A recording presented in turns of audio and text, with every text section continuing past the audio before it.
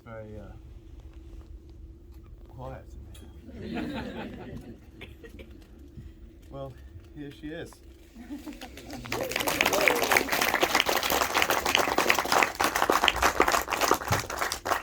very much.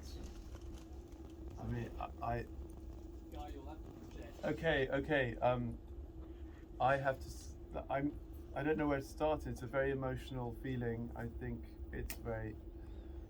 It gets you right. It gets you right into the heart of being human. I think this film, and I certainly hope. I hope that we can all express just how much we love that to Rachel. But we also are here to ask questions too. So don't gush too much at the beginning of your questions. No, please gush. Okay, please gush. Okay. So full gush then. No. Full gush. Well, yes. So maybe I'll start with the question and then get the ball rolling, and then we can move on. I just suppose I'd love to know.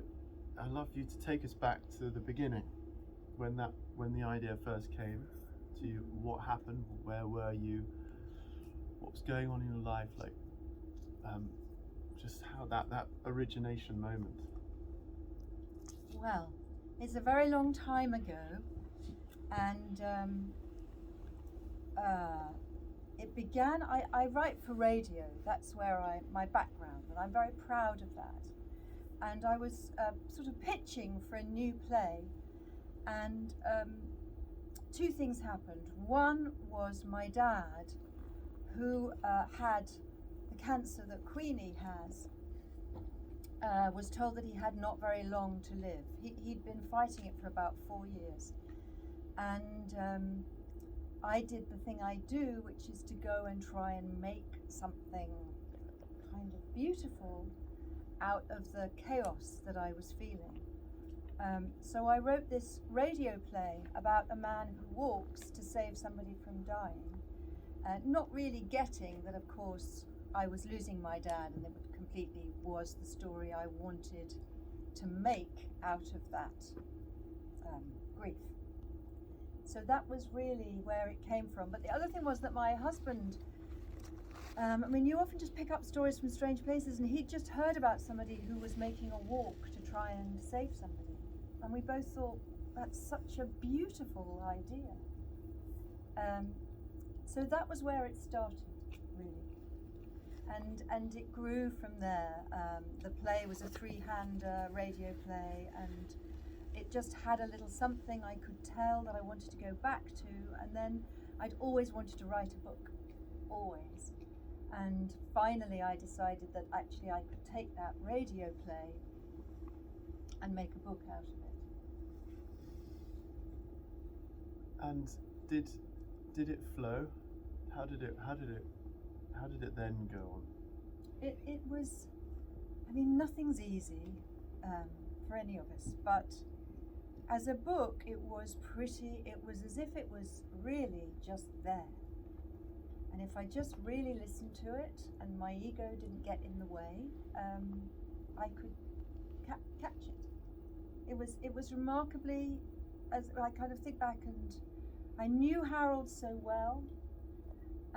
I just moved to where I live, which is near Stroud, and I was gobsmacked. I was so in love with the land that I think that really infiltrated the script. The thing I wasn't, to my shame, is a very organised walker. I'm a really not very clever walker, in that I never know where I'm going to walk. I love walking, and I don't plan. So I walked, and I just really kind of used what I felt as I walked. But I knew I couldn't do a very big walk because I had 4 children. I still have, but they were tiny, and I had to get them to school, and I had to fetch them from school. So I kind of, every time I got to one point, I always had to go home again to do some collecting. Mm-hmm. Well, that starts us off. Does anyone have a burning question? Oh yes, Simon. One of the themes seems to be casting things off. Yeah. And having less stuff. Yes. Do you want to talk a bit about having less stuff and the value Yes, I mean, this book I wrote 12 years ago now, and even then I knew that I didn't want a mobile phone. I feel that even more now, and I have one. But I really felt that, well, in order for Harold to make that walk, that he had to leave behind the familiar. And although Maureen also goes on a pilgrimage, I would say, but it's one within four walls. It's a kind of emotional one. But I felt for a man like Harold, in order to access what he was avoiding and what had got buried, he had to be taken out of what he knew. And that also to be true to the walk, I just think we find so many reasons not to do things we need to do. And I'm also a big believer that the unconscious often gets to us before the conscious does. So that there's a part of Harold that knows, I'd say even as he opens that letter, that he has to go. And he doesn't even know why, and he doesn't really know that he's going to do it. But for me, that journey would be, well, that's not me, is it? No, it's No. it could easily have been my children asking where I am. It needed somebody to realise they didn't need. For the boots, the walking boots have caused so many problems. Those shoes, and people always say to me, "Why doesn't he go and buy proper shoes? I can't bear that he hasn't got proper walking boots." And my answer is, well, it's metaphorical, but also the idea is that he has to be true to himself, and if he buys a pair of boots that aren't his, he can't be in touch with the man he is, and therefore he can't access all this grief that's got stunted, and love. I mean, I now think I think there were things about that story that I was, again, unconsciously aware of, that I'm slightly more consciously aware of now, but the idea that we kind of getting back into the land seems to me so important, and finding our kind of we've become so rational, and so, the idea that we need to walk 10,000 steps a day drives me insane, because it's only a kind of thing that's put on your phone. I mean, who thought of it? But so now people walk around with their phones measuring how many steps they're doing. You just think, well, this is ridiculous. I've gone off on a tangent. No, but, it's really true. We have some over here. How did you find the process of adapting your own book for screen? What was that like? Well, it took years, and I wasn't going to do it to start off with because I felt too close to the story. And then as time went by and the script hadn't really developed, the producers came back and said, would you think about it? And by then I felt enough time had passed that I had I'd written other things. My attitude to the story was just not so close anymore, even though it has remained incredibly close in other ways. So I felt that if I could ransack the book and not feel protective of it, then it was fine to do it. And that was my attitude to it, really, was to not respect the book, but to have every respect for the story. But it was, I hope it's worked, but I'm still not sure. And I actually can't bear to watch it because I start wanting to rewrite it. It's really dangerous. That's why I said I won't watch it today. Jim and Penelope are giants. How did that come about for you to have these two giants tell your story? Yeah, well, it's an amazing thing. And Jim, in fact, had read the audiobook of Harold Fry. And that partly came about because many, many years ago I used to act, and I played Jim's daughter in The Winter's Tale. And when it came to the audiobook of the book, the publisher said to me, is there anyone you'd really love? And I said, well, Jim Broadbent would be amazing. And they said, Jim doesn't really do audiobooks. So I wrote to him via his agent, I think. I don't think he'll even remember this. And he said yes. And he did the audiobook. And apparently he did the audiobook and thought, well, if they ever make a film, I think I should play this. And fortunately, everybody else thought that he should play it. So it was a very easy match. Penelope was everybody's number one choice, and again, she read it and said yes. I think it was a very hard shoot for both of them, because even though you can tell, I think, by their performances, you can see a relationship there, they actually have hardly any screen time together. So I think for both of them it was quite a lonely process, and quite tough. But they're amazing.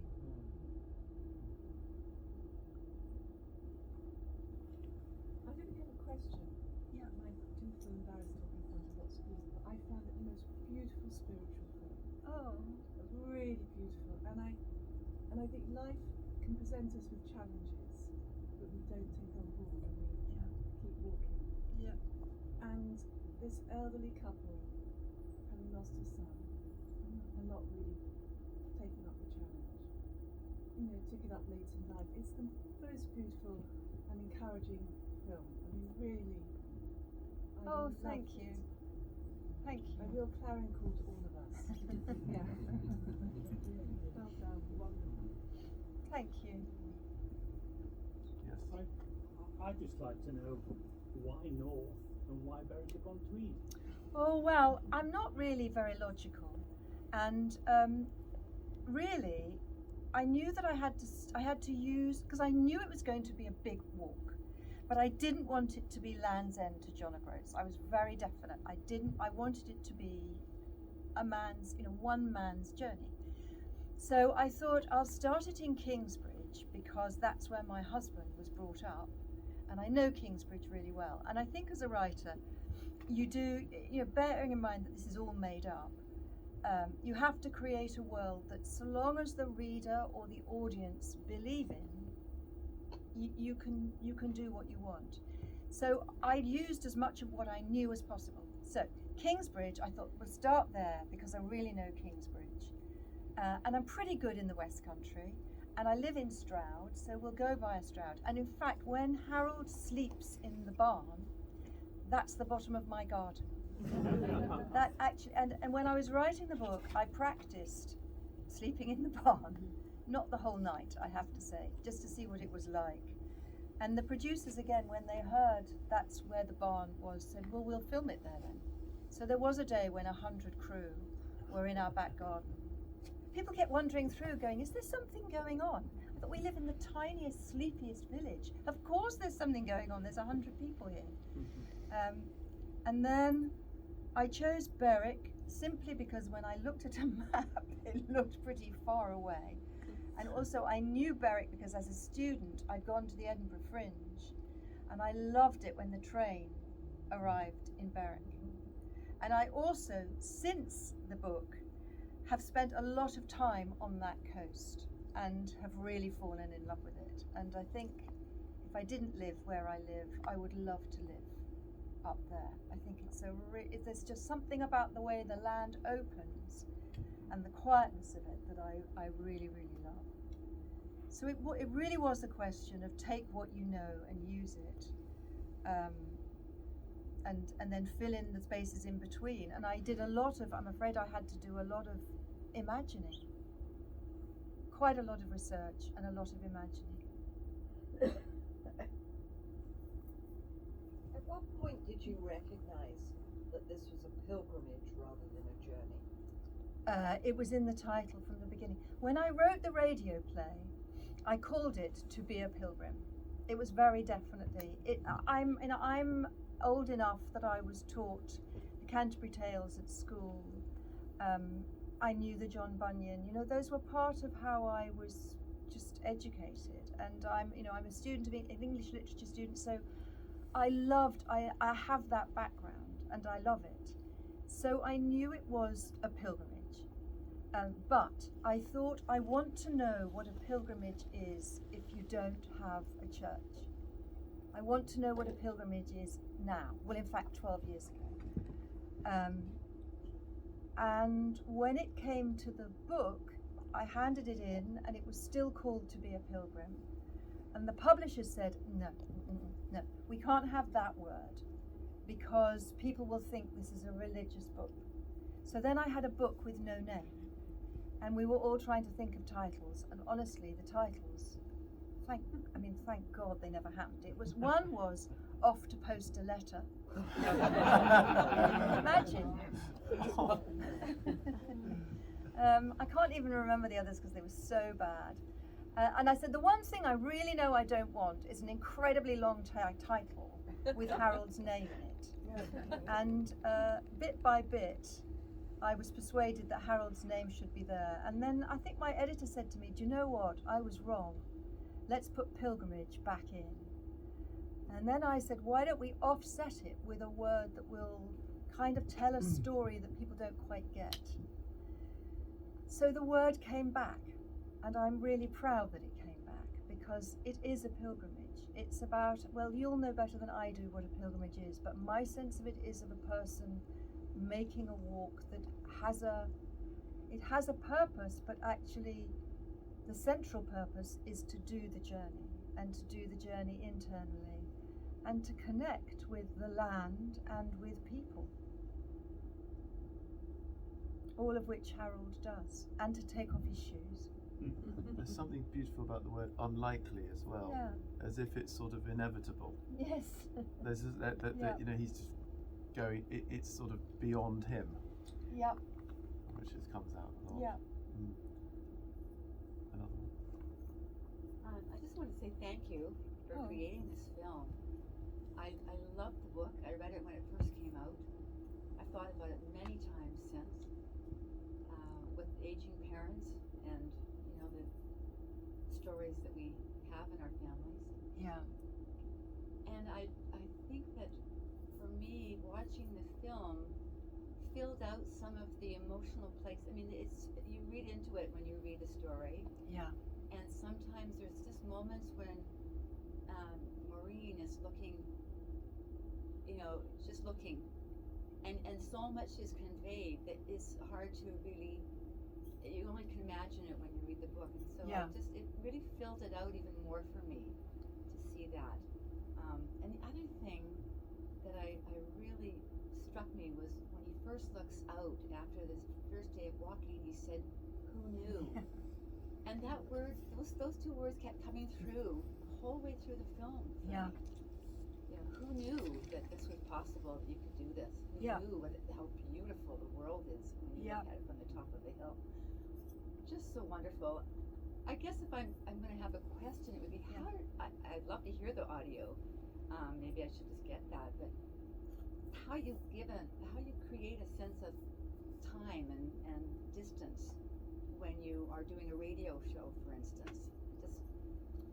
I don't know if you can answer that, but I'm just curious. Well, the radio play relied a little bit on voiceover to kind of create that sense of time, I guess, just to put so that the listener knew where they were. But it's extraordinary. It always surprises me how little you need to give for people to get what you're doing. And I'm a big believer in cutting. I love cutting books. I mean, everything I write, I really like cutting. And one of the reasons I find cutting so exciting is it's a strange alchemy, I would say, that happens when you take away what is there. A ghost of what was there remains. That wouldn't have been there. I mean, the ghost wouldn't be there if something hadn't been there first. So to write, I don't know how it works, but I really believe it happens. So this is a script that I kept paring back and paring back and paring back. But I think things remained that people caught.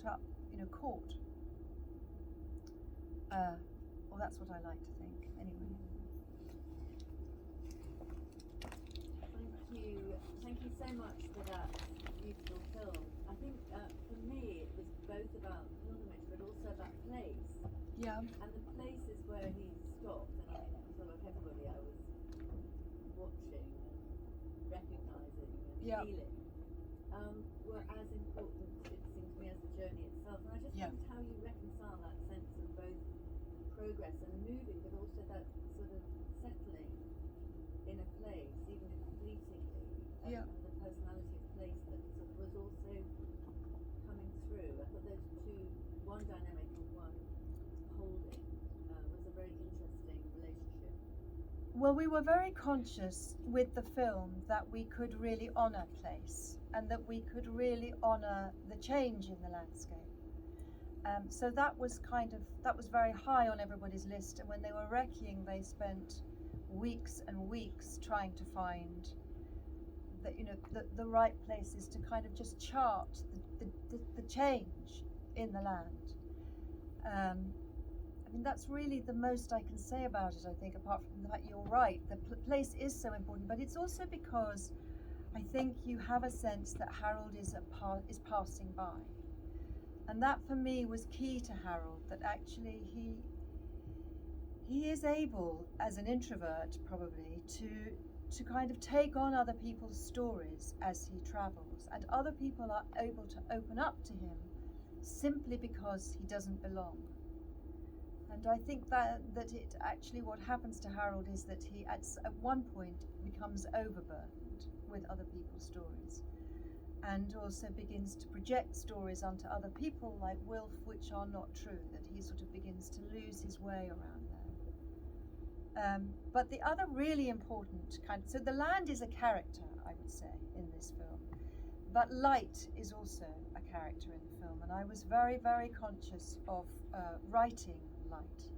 Somebody said to me they'd never seen a screenplay with so much light written in. But I think it was again because you can do so much with the light, and you can say so much to reflect what Harold is feeling and his kind of spiritual awakening through light.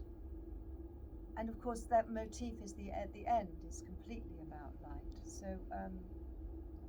those aspects of the film I really enjoyed finding, and it's kind of, there's more to play with really, even than there is with the book when you write a screenplay with that much landscape. I mean, I think it was a nightmare to film, and nobody thanked me. And I mean, I also think that some of the crew were so young, they didn't actually know how far they were going to be travelling with it. But they were, I mean, they all did it. Everybody involved did that journey, and they really got rained on. That was the other thing that I love about the film, is that nobody could predict the weather.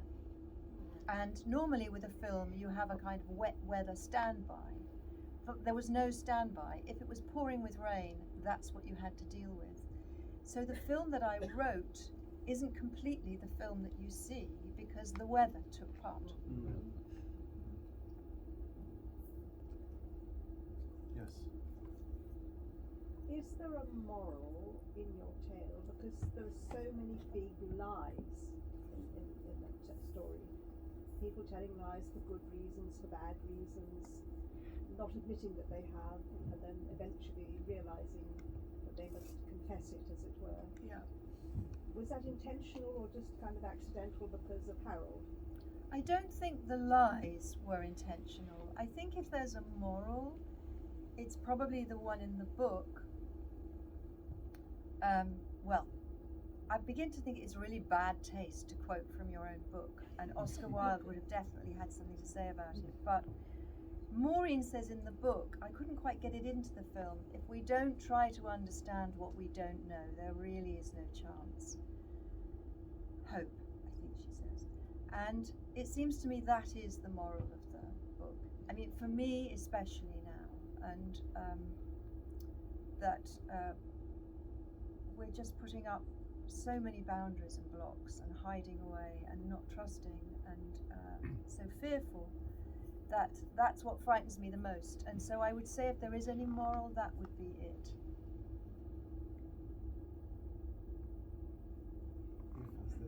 Just out of interest, was it a deliberate avoidance of churches as a shelter, which are sort of scattered all over and often easy to get into out of the rain? And sort of was that a choice from you, or that Harold wanted it? No, there were more churches in the original, in one of the drafts. And then it's actually, I think it becomes really about, now you're making me feel I should have put another one in later on, but it was really to do, because we had Exeter, and that shot of him in Exeter Cathedral is so stunning that I think the thing about the film, about art maybe, is that it isn't always true to the truth, but it's true to its own truth, which hopefully will then throw light on the other truth. So there should perhaps have been more chapels and churches, but for various complicated reasons there aren't. But was it because Harold wasn't particularly into churches? I mean, I think the thing is that he finds in the end faith and religion outside, and in people. So I guess that was the other reason. I think I'm remembering really early on there was some scene right at the end where he went and sat with a priest in a church, and then the priest started telling him this completely unlikely story. I think probably I was hastily asked to cut that and start again. Yes. I thought it was absolutely beautiful. Congratulations, it's amazing. How much changed through the process of actually making it with the director and other inputs that, you know, deviated from your original vision that you obviously when I first set out, I said, okay, I'm going to add new material and there'll be no flashbacks. And what I ended up with was a script about a man walking who didn't say very much and nobody really knew why he was walking.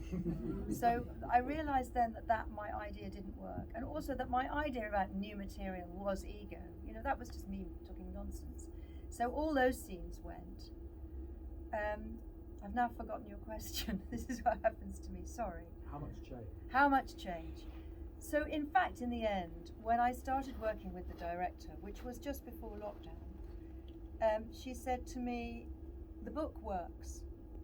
So many people were saying to me, from all, you know, somebody would say, there isn't enough violence in it, there isn't enough, you know, there isn't enough, put more, and so I had, you know, dead badgers at one point, and, you know, just like people arresting Harold, and then it was just all nonsense. And where Hetty was so great was she said to me, don't do this for anybody else, just you have the story, just write your story. And that was the best advice. And that was what I did. And the only thing I said, I think, was that I learnt to pare back and pare back. But those were the things that I took from it, really. Because everybody has advice. It's the same with a book. Everybody will give you advice about what would be best. But they're not in the story. You're the one who's in the story. And if it's not working and people aren't getting it, it's just because you haven't quite found it yet. It doesn't mean that all those outside ideas of let's have more violence and more, you know, whatever it is, car chases, are right. Do you have a question? What was the role of the sun in the film? What was the message that we should gain from that? The son, I knew very early on, was no longer alive.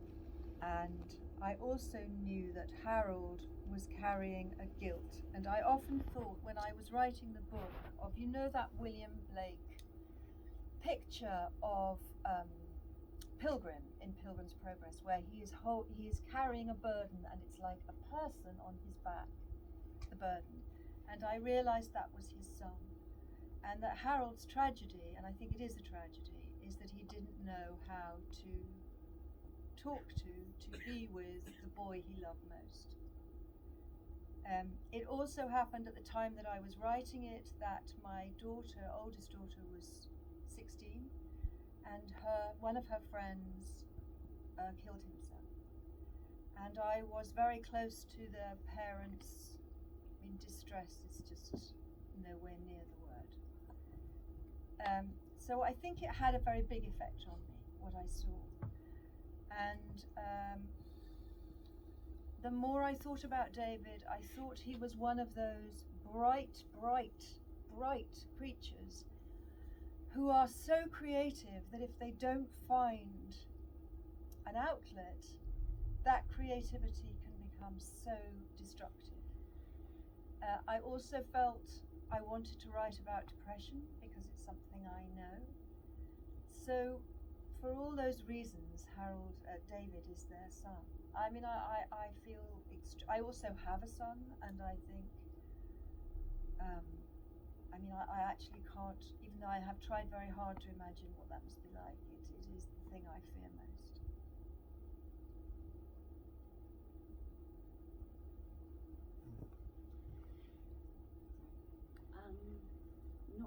But thank you so much. I was supposed to leave half an hour in, but I'm now very late. So thank you. Yeah, really, really thank you. My question is, how important is it that they go through that they each have their own pilgrimage, even though it's separate? Because I would say, I guess all of us are here as pilgrims. But often it's really difficult to, if you go on your own pilgrimage or even in a group, and then you come home, but nobody in your proximity has been on that journey. Yeah. So I just wanted to ask about the importance of reintegration, what they have learnt, but together. Yeah. Well, it seems to me they've both learnt, but they had to do it independently. But they have both been on a journey that's brought them back to David and their love. So it's not a journey they could have made together, because there is so much guilt and anger from Maureen, and it is so deeply private what we feel, that I felt that also that even if it's Harold's unconscious, he knows he has to make he knows he has to walk out on what he is. Maureen doesn't feel that. And Maureen has to make a journey she actively does not want to make. So it strikes me that Maureen's journey is in a way the braver of the two, also because she stays at home. But I don't feel that either of them could have done it if he hadn't left the house that day with that letter and kept walking. I mean, when I was first writing the book, I remember a number of people saying, I sort of talked a bit about what I was doing, and I remember one woman saying, oh God, don't you ever just leave the house and think, right, that's it, I just never want to go back? And I did think, no, I don't think I do know that feeling. But I think that feeling of, well, here's the thing, there was a gala screening last week, which I found,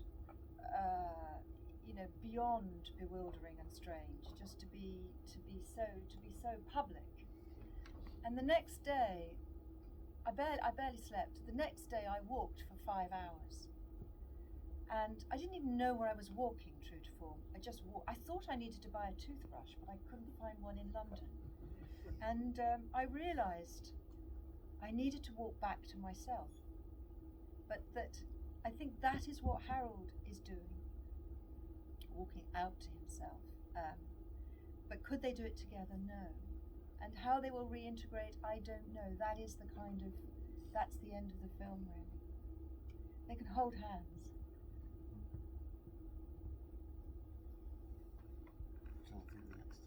So a real feeling that the director got you and wanted to honour your work.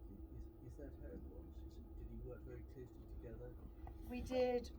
I mean, Hetty and I actually are very, very, very old friends.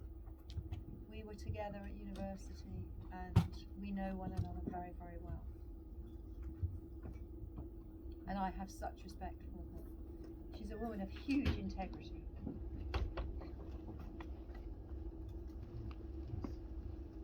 Could I say how much I feel your book has done for girls who work in petrol stations and the power they have to do good in the world? I love that.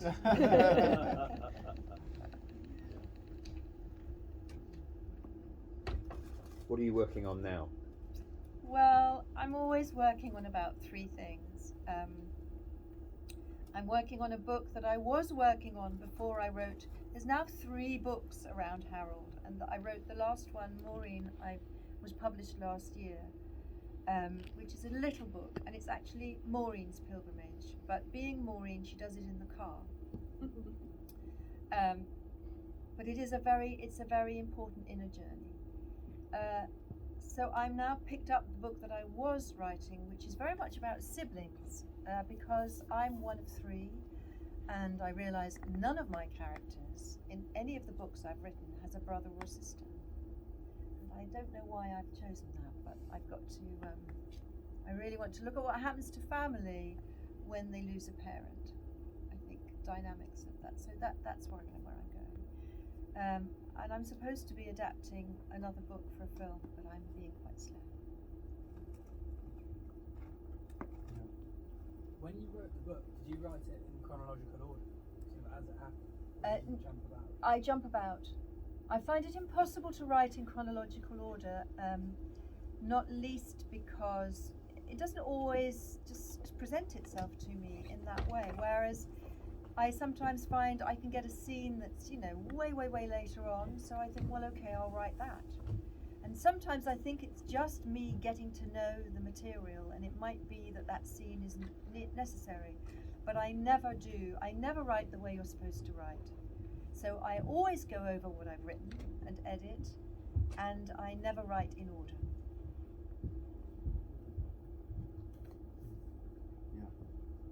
I found the area they lived in was a pleasant area, but when you went into the house, it was so sparse. There was nothing there. Everything was not touched, no paintings, no life, nothing personal there.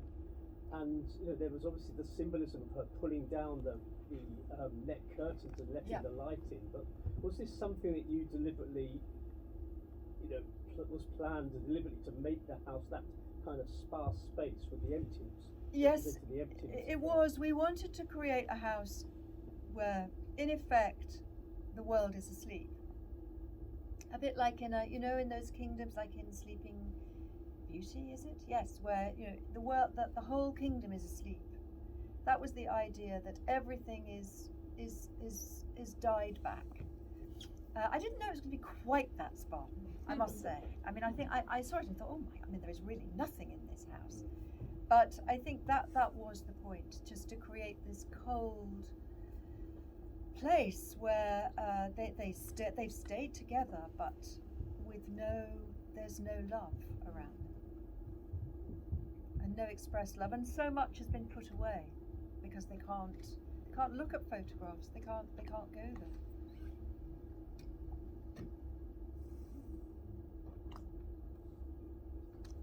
No more questions. So, well, just one more for me then. When thousands of people will watch this film in cinemas like this over the next few weeks, is there one message or one thing you want them to do as a result of watching the film, or would you just don't mind how it plays out, or is there something that you wanted to achieve in the world? I don't know, although I'm exactly what I'm asking, but it's like, where do you want them to go from here, having watched the film? Well, I mean, I don't know that I feel in a position to tell people what they should do, but I do think, I mean, you must have found the same. I think there's a lot of people are quite lost. And I think a lot of people are looking for something and they don't know what it is. And I do think that stepping out, walking, reconnecting, respecting the land would be a good start. Great. And it's spring. It's spring, perfect time, isn't it? It is. It's popping out there. Just before May Day. Well, thank you so much for coming. Thank you for your generous donations to already be here. We want to make many more Harolds and Maureens in the world, and we want people to respect the land. We want them to walk out into themselves again, and we want the world to be kinder. And so please, if you want, we've got these other slips papers, so if you want to give further, we'd love that. And I think the world would love it, and I think lots of pilgrims' hearts would love it too.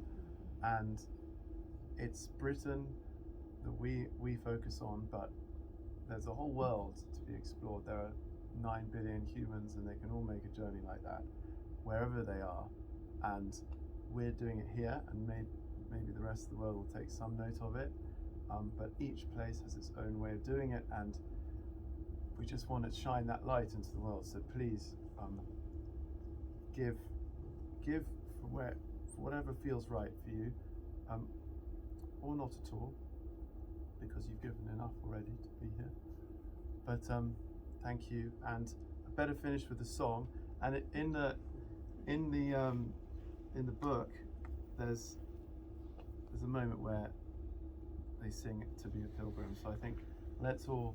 Who is it that sings "To Be a Pilgrim"? Is it Harold, or is it someone else? I've got it in my notes. Wait a second. I'll go back. No, I copied all the bits I like. I know. She sings it. Do you mean the plump lady? Yes, it's in Kingsbridge. It's his first night where it's just outside Kingsbridge. He stays over in a B&B, and somebody doesn't know. Yeah. They're trying to guess what he's doing. She sings "To Be a Pilgrim." Yeah. Well, do you mean a religious walk? Said the plump lady helpfully. A pilgrimage? She turned to her friend, who quietly began to sing "He Who Would Valiant Be." Her voice rose, pure and certain, while her slim face pinkened. So here we go. Join in if you like. Who would true valor see? Let them come hither. We here will constant be. Come winds, come weather, shall make us once relent our first avowed intent to be a pilgrim. Who so beset us round with dismal stories, do but themselves confound our strength the more is. No lion can us fright, we'll with a giant fight, but we will have the right to be a pilgrim. No hobgoblin nor foul fiend can daunt our spirit. We know we at the end shall life inherit. Then fancies fly away, we'll fear not what men say, we'll labour night and day to be a pilgrim.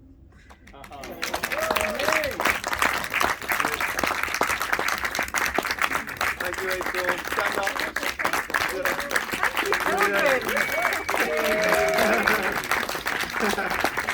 Thank you, friends. We can hang out here for a bit. So.